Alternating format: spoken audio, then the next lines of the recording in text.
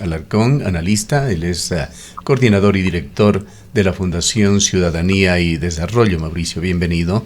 Quisiéramos conocer su punto de vista sobre la situación electoral del país. Sigue corriendo imparable el cronograma electoral. Ecuador vive su propio drama con una serie de problemas de todo tipo que ha incluido en este fin de semana un corte de energía que no ha tenido una explicación debida por parte del gobierno. ¿Cómo mira la situación? Gustavo, buen día, un saludo para ti y para la audiencia de Antena 1. Partir de lo que habíamos mencionado en un espacio similar semanas atrás aquí contigo, que muy pocos binomios de los precandidatos quedarían fuera producto de las alianzas. Una sola de ellas termina concretándose entre un binomio con opciones de llegar a Carondelet y otro con nulas posibilidades.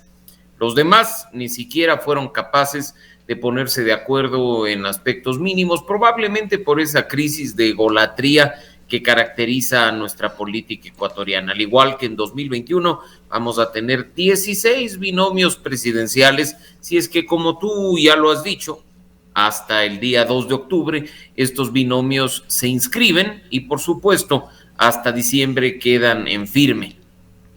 La historia sigue repitiéndose una y otra vez, y mientras las cosas sigan igual en la norma, en los partidos y movimientos a la interna e incluso en la ciudadanía, diría que poco o nada puede cambiar. Y tú has señalado un hecho clave a propósito de esto: cómo puede influir en el proceso electoral este corte de energía, que ahora se dice ha sido producto de un error humano y que dejó a casi la totalidad del país sin energía eléctrica durante 3-4 horas el fin de semana, de la mano de la acción populista, demagógica, de un presidente candidato que acabamos de escuchar hace un momento en cadena nacional, que ha salido a decir que pues el gobierno nacional, con dinero que le pertenece al país, a los ecuatorianos, asumirá el costo de las facturas de energía eléctrica de los meses de diciembre, enero y febrero hasta cierto tope de consumo. Una acción de un presidente candidato que con recursos públicos busca granjearse la voluntad de los ecuatorianos frente a la, diría yo, ineptitud que han tenido sus funcionarios de solucionar este problema del déficit de energía eléctrica. Se nos dijo, Gustavo, y recordarás tú, que con esa ley no más apagones y que con la buena voluntad de los funcionarios de gobierno se ponía fin a los horrores y errores que en esta materia había cometido el gobierno de Guillermo Lasso, pero parece ser que esto es más de lo mismo. Quisiera añadir, Mauricio, otras acciones del presidente de la República que se hicieron evidentes desde hace 15 días, una serie de condonaciones de deudas de entidades del Estado, incluyendo el Banco de Fomento. Por una parte, una forma quizá de sincerar deudas incobrables en Ecuador, pero no deja de estar también ese ingrediente electoral con el perdón de deudas, como si el Estado ecuatoriano estuviese lleno, nadando en recursos. Y quizás, abogado Alarcón, muy buenos días, añadiendo esta cantidad de recorridos que casi a diario está haciendo el presidente por todo el territorio nacional, sobre todo en lugares estratégicos como es la provincia de Manabí, en Manta, con algunos anuncios y otros lugares del país. Esto le da ventaja al candidato presidente. Rosana, buen día, y eso nos ratifica que si es que en algún momento nuestra constitución cambia, debería estar prohibida la reelección inmediata para los cargos ejecutivos de elección popular, porque lo que hacen, independientemente del pedido de licencia mientras dura la campaña, es aprovechar de los recursos que nos pertenecen a los ecuatorianos para promocionarse y buscar, obviamente, el favor de un país entero. Esto de condonar deudas, que lo mencionaba Gustavo hace un momento, es plata que sale del bolsillo de todos. Estamos hablando de un banco público financiado con recursos de los ecuatorianos. Somos nosotros, no la bondad del presidente de la República, quienes terminamos condonando las deudas, incobrables o no, de hasta $5,000, según se ha dicho. Probablemente si las encuestas no le son favorables, ¿qué viene después? Condonación de deudas mayores de 10, de 15, de 20 mil dólares a costa de un erario nacional que sufre y que ni siquiera a hoy, inicios del mes de septiembre, ha logrado solucionar el problema del hueco fiscal que podría en aprietos al gobierno en lo que significa gasto corriente durante los últimos meses del año.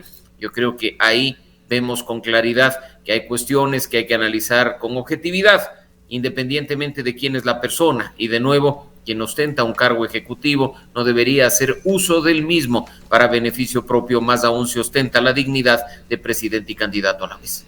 Ahora hay otros temas, abogado Alarcón, que podrían ser en realidad contraproducentes, ¿no? Quizás para la campaña del presidente de la República. Por un lado está este que usted manifiesta, el no haber podido hasta el momento resolver los temas económicos, el tema de la brecha fiscal, el tema del desempleo que se incrementa cada vez más, lejos de encontrar una solución, pero también el tema de la inseguridad. Vemos que hay muchos cuestionamientos desde distintos sectores respecto de la ausencia de este plan Fénix, que no estaría dando resultados, o en su momento se ha llegado incluso a cuestionar si existe o no existe. Los temas de inseguridad no están recibiendo el tratamiento que estos requieren.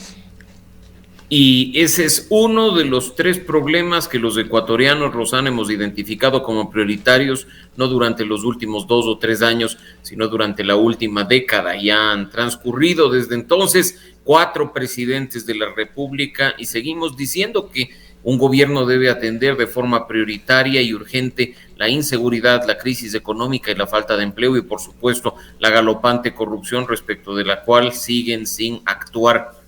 ¿Qué viene desde acá? Otro plan, otro nombre rimbombante, cifras que no se transparentan. Lo importante en este caso es que más allá de que se hable de percepciones o que en ruedas de prensa se nos presenten responsabilidades fantasiosas y teorías de la conspiración, entendamos como país que seguimos vulnerables ante un Estado que ha entregado buena parte de sus atribuciones al narcotráfico, al crimen organizado y a las grandes redes transnacionales de corrupción.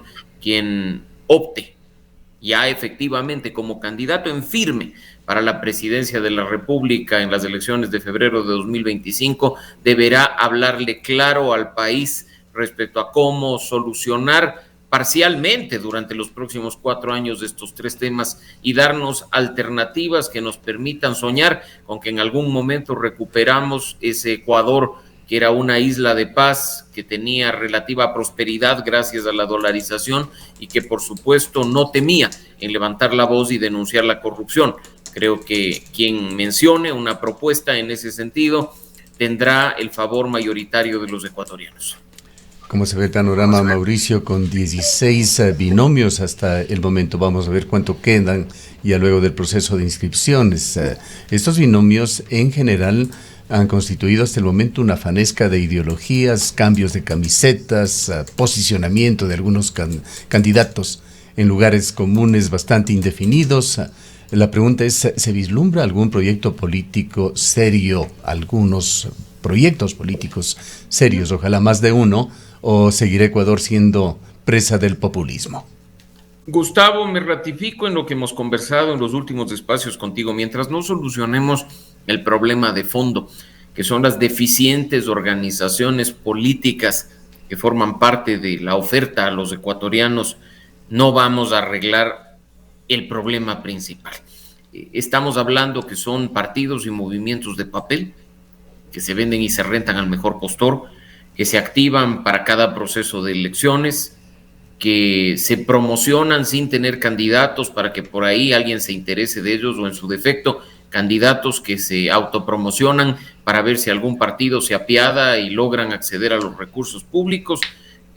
¿Qué? ¿Dónde están esas organizaciones que respetan a las bases, que hacen verdaderos procesos democráticos internos, que postulan a candidatos de su organización política y que además no se limitan a recibir el fondo de promoción electoral para acceder a medios de comunicación, sino que también buscan tener un financiamiento particular del que rinden cuentas, del que hay transparencia, que se logra desde distintas fuentes para no comprometer una gestión futura? Yo creo que hacia eso hay que apuntar. pero en este momento lamentablemente no hay un proceso político, yo no hablaría de proyecto, un proceso político serio que nos permita decir, ahí hay un partido que de acceder al poder va a hacer bien las cosas porque al menos va a tener coherencia ideológica.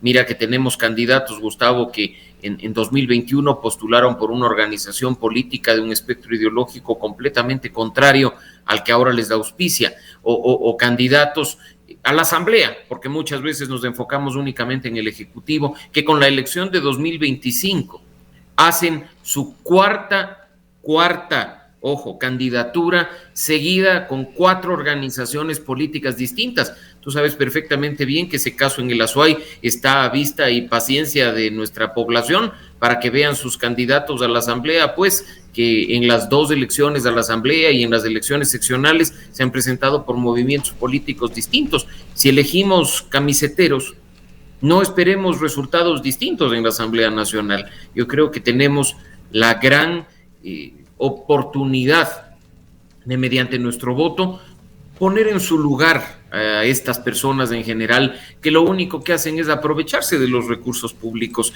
para aparecer con su mejor sonrisa, decirnos pues que creen en el centro, en el ser humano, que son eclécticos y objetivos y que simplemente no tienen una propuesta seria para afrontar esos problemas que hemos mencionado hace un momento.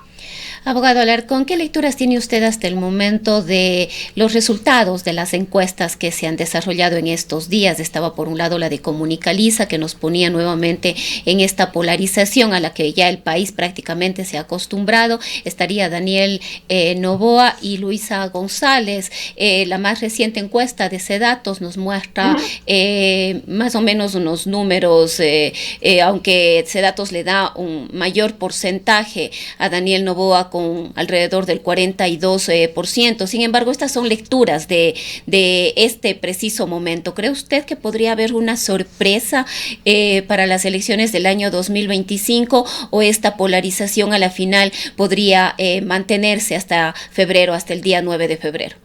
Rosana, tú sabes que si bien las elecciones de 2023 fueron sorpresivas y bastante extrañas, dada la activación de la muerte cruzada, el resultado rompió completamente los esquemas producto de muchos elementos. No hay que decir que ya todo está cocinado respecto a lo que será febrero y abril de 2025, partiendo de las encuestas mismas que tú has mencionado. Bueno, y además que estamos hablando de la política ecuatoriana, donde todo es posible. Efectivamente, pero incluso, Rosana, las encuestas que tú has mencionado, la de Comunicaliza y la de Cedatos, si bien presentan intención de voto, que en este caso es mayoritaria por Daniel Noboa, por Luisa González, aún demuestra que 7 de cada 10 ecuatorianos no ha decidido por quién votar y está esperando escuchar, está esperando ver. No nos olvidemos que en 2023, y eso creo que es importante decirlo, Daniel Noboa partió del penúltimo lugar con entre el 1 y el 2%, y no fue sino después del debate, obviamente también después del lamentable asesinato a Fernando Villavicencio, que terminó en la segunda vuelta y ganando las elecciones. Así es que, como tú bien lo has dicho, en la política ecuatoriana cualquier cosa es posible. Si bien las elecciones están a la vuelta de la esquina, febrero de 2025 es ya mismo, como decimos coloquialmente los ecuatorianos, en estos meses cualquier cosa puede pasar. La balanza puede inclinarse a lados que ni siquiera nos imaginamos y podríamos tener cualquier tipo de resultado. Ojo, tanto en febrero como en una segunda vuelta en el mes de abril. Y entre esto de las cosas posibles, Mauricio, ¿qué es lo que se sabe en ese centro del poder político en Quito? ¿Qué se especula sobre las posibles maniobras del gobierno con respecto a Verónica Abad, quien se señala que el día de hoy se estaría trasladando, si no lo ha hecho ya, a Turquía? Bueno, ahí hay un hecho cierto y que ya lo ha mencionado el Consejo Nacional Electoral, Gustavo. Daniel Noboa no puede hacer campaña sin pedir licencia. Esa licencia obligatoria que está establecida en el Código de la Democracia, que generaría una ausencia temporal del presidente de la República y una sucesión temporal en manos de la señora Abad, quien hasta el día de hoy, 9 de septiembre de 2024, ostenta el cargo de vicepresidenta. Así es que partamos de ello, esté en Israel, esté en Turquía, esté en Australia, el momento en que esto suceda, la señora deberá venir a ejercer funciones ejecutivas. Aquí no estamos defendiendo la posición ni de uno ni de otro, estamos diciendo lo que dice la norma. y no porque no nos guste o no porque los personajes nos incomoden, vamos a violar la ley vigente o la constitución vigente. Yo creo que en este momento hay que actuar con seriedad, tener un panorama bastante claro respecto a lo que puede suceder en los próximos meses y sobre todo estar atentos para que esa pugna, que en el ámbito personal ya nos ha costado bastante a los ecuatorianos, no nos cueste aún más en un proceso electoral como el que está por venir. Muchos especulaba, Mauricio, de la visita de la canciller a Israel, aunque al principio no se le pudo ver en compañía de la embajadora y vicepresidenta de la República. Se hablaba de que esta visita, esta llegada, tenía como intención llegar a algún acuerdo, negociar con la vicepresidenta de la República. Incluso llega a decir que eso se ha conseguido ya, toda vez que la familia de Verónica Abad estaría por retornar al país. ¿Usted ve esto posible? Bueno, insisto en lo que tú dijiste hace un momento. Todo es posible. En la política ecuatoriana cualquier cosa es posible. Y yo creo que nuevamente lo que nos corresponde a los ecuatorianos responsables es estar atentos a que la pugna personal entre Noboa y Abad no nos cueste más de lo que ya nos ha costado.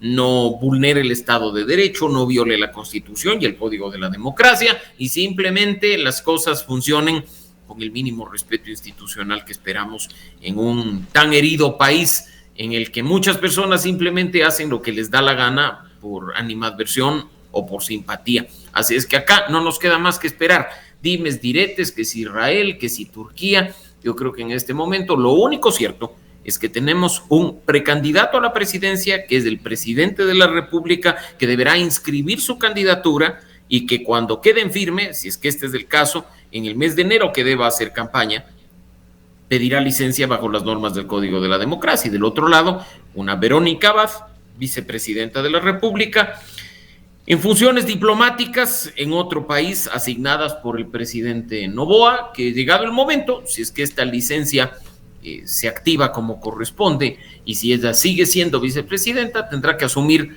durante 32 días las funciones ejecutivas con todas las atribuciones y competencias que para ello ordena la Constitución. Bien, si bien Ecuador tiene una situación muy compleja, Mauricio, siempre se puede estar peor y basta mirarnos en el espejo de Venezuela.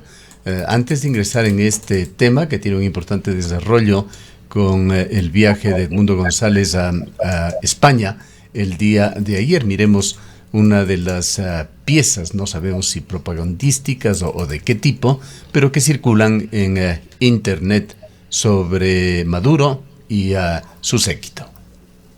Bueno, partamos de lo maravilloso que es, Gustavo, pensar que en pocas semanas los venezolanos podrán celebrar la Navidad, ¿no? El 1 de octubre por decreto ejecutivo. Qué cosa tan maravillosa que en agradecimiento a un fraude, un presidente adelante una festividad religiosa y familiar. A ese punto ha llegado lamentablemente Venezuela. Hemos visto que el presidente electo, el señor González Urrutia, ha tenido que abandonar el país producto de las amenazas sin que por ello deje de ser el presidente electo del pasado 28 de julio frente a un dictador que sigue con la fuerza de las armas y con la fuerza de un gobierno que viola la Constitución y la norma, reprimiendo a la ciudadanía, persiguiendo, hostigando a quienes piensan distinto y haciéndose con todas las instituciones como que fuera él el único poder disponible.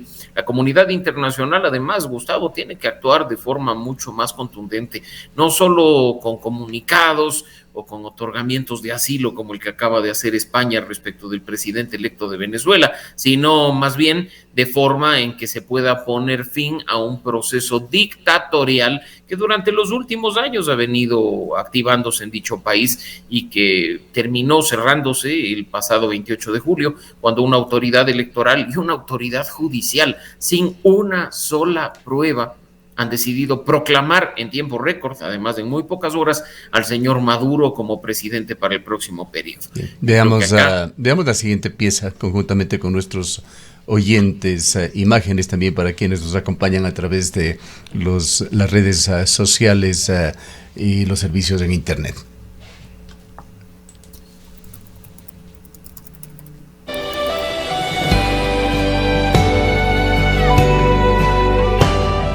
Dios traspasó el manto del presidente Chávez a usted, porque usted tiene un corazón para servir a este pueblo.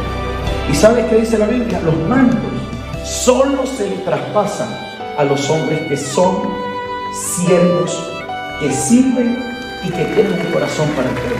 Los sueños de tu corazón con este país se van a cumplir. Tienes un corazón de siervo y amas la gente.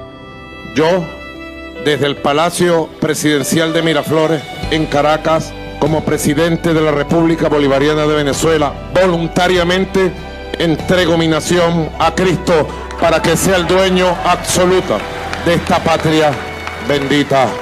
Amén, que así sea. Venezuela va a asombrar al mundo con su fuerza espiritual y convertiremos a nuestro país, como dice la profecía, en el centro espiritual de este nuevo mundo que va naciendo. Amén, que así sea. Muchas gracias.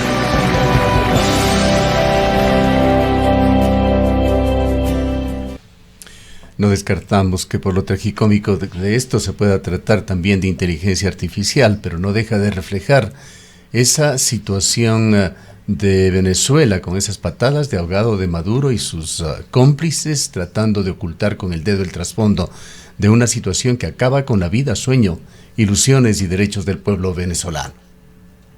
Una burla completa al país, así como he mencionado hace un momento, Gustavo, el adelanto de la Navidad al 1 de octubre, ahora esta consagración del país y esta entrega del país a Dios.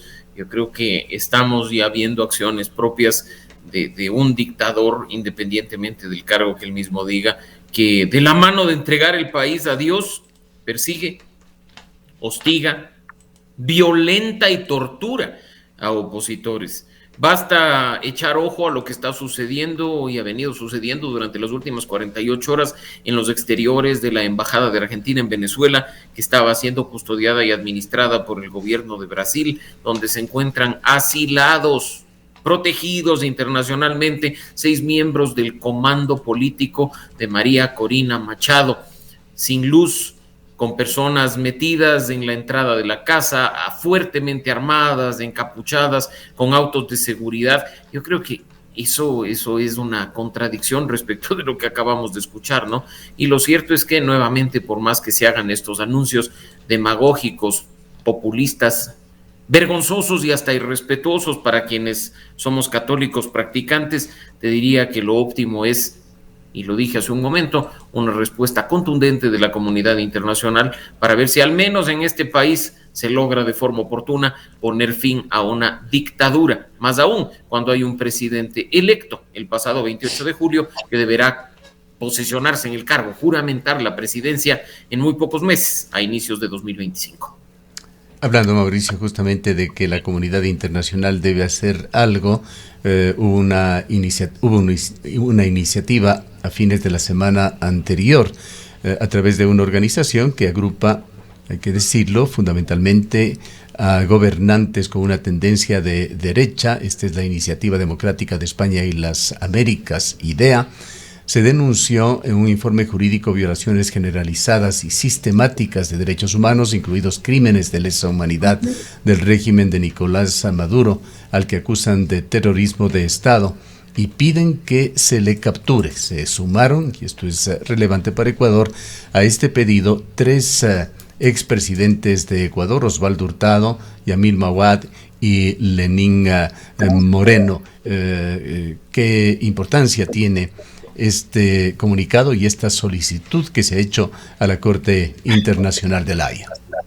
La solicitud al fiscal internacional Khan dentro de la Corte Penal no es únicamente respaldada por esta carta, Gustavo. Hace pocos días el Senado de Chile, de forma unánime, aprobó el pedido. El gobierno de Argentina, el gobierno de Uruguay, incluso me parece que el gobierno de Paraguay han activado ya esta solicitud de una orden de captura internacional. Así es que este comunicado simplemente viene a ser uno más de aquellos que respaldan la acción de los gobiernos y las autoridades públicas que ya han solicitado que Maduro pues sea capturado por estos crímenes de lesa humanidad que se han venido cometiendo durante los últimos años, ¿no? Esperemos que por fuera de ese apoyo que ha sido denunciado también por parte de opositores respecto a la Corte Penal Internacional y del fiscal Khan, que se encuentran en Venezuela con una oficina apoyando a las autoridades venezolanas, en teoría en materia de cooperación internacional,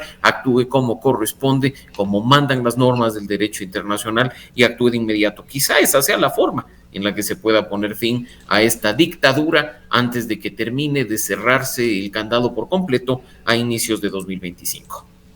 Bien, para finalizar, Mauricio, con respecto a los casos judiciales que está ventilando la Fiscalía, hubo desarrollos importantes la semana anterior que de alguna manera afectaron incluso el tablero político. Uno de los candidatos a la presidencia de la República, Iván Saquicela, quedó en una posición bastante incómoda tras revelaciones que se hicieron en el caso Plaga. Y hay críticas también, de alguna manera, a la fiscal general de la Nación por la faceta un tanto propagandística, un tanto con carga política, más allá de lo estrictamente de su misión, que sería el de dar fortaleza desde el punto de vista procesal a las revelaciones que se han hecho. Es un tema que se entiende en esta semana continuará, explotando la información que existe en equipos electrónicos de Jorge Glass. Gustavo, creo que lo sucedido en los últimos días ha sido una forma de poner en evidencia la incoherencia con la que actúan ciertos actores públicos, políticos, autoridades, analistas, porque acá no se trata de que cuando un testimonio de cooperación eficaz o una delación anticipada me gusta, es válida, y cuando me incomoda no sirve. Cuando me gusta lo que sale a la luz, la fiscal está haciendo un gran trabajo. Cuando no me gusta lo que sale en evidencia, pues simplemente que mal se condujo el tema, ¿no? Yo creo que hay que actuar con coherencia aquí. Habemos quienes hemos sido muy críticos de actuaciones de la fiscalía, hemos dicho que ha hecho un buen trabajo respecto de ciertos casos, pero hay cuestiones que tienen que ser analizadas de forma objetiva, con realismo y sin pasiones. ¿Cómo puede ser posible que en estos grandes casos de corrupción, de los que ya en algunos procesados poco o nada se dice, hayamos olvidado tan rápido pues una Mayra Salazar que va a pasar vacaciones de unos pocos meses en un centro de rehabilitación social, pagar una multa de pocos miles de dólares y salir libre a gozar del producto de lo mal habido, ¿no? Cuando se dijo que ya era parte de un esquema de corrupción organizada a manos de... ¿Qué está pasando? Los testimonios dejan muy mal parados a un montón de gente, no se diga al expresidente de la Corte Nacional de Justicia, a un juez nacional, el juez Córdoba, y a otros personajes en manos de lo que es esta cooperación eficaz del señor Michael Hernández. Lo cierto es que en este caso, por favor, y creo que ese es el llamado principal que hago, Gustavo, a los medios de comunicación, a los activistas, a las organizaciones de la sociedad civil, a que analicemos sin pasiones estos temas, veamos si se está aplicando de forma correcta la figura de la cooperación eficaz, de la colaboración efectiva, de todo esto que trabaja la Fiscalía, y no lo hagamos en función de lo que nos dicen y nos gusta y lo que nos dicen y no nos gusta, ¿no? Yo creo que acá, frente al fenómeno brutal de corrupción que ha sido denunciado en los últimos meses, hay que actuar de forma contundente desde las autoridades, por un lado, y por supuesto desde la ciudadanía, por otro. Bien, queremos agradecerle, abogado Alarcón, por habernos acompañado esta mañana. Siempre un gusto, Gustavo, Rosana y amigos. Espero pronto reencontrarnos para seguir analizando temas de coyuntura. Muchísimas gracias. Ha sido el abogado Mauricio Alarcón. Él es director ejecutivo de la Fundación Ciudadanía y Desarrollo.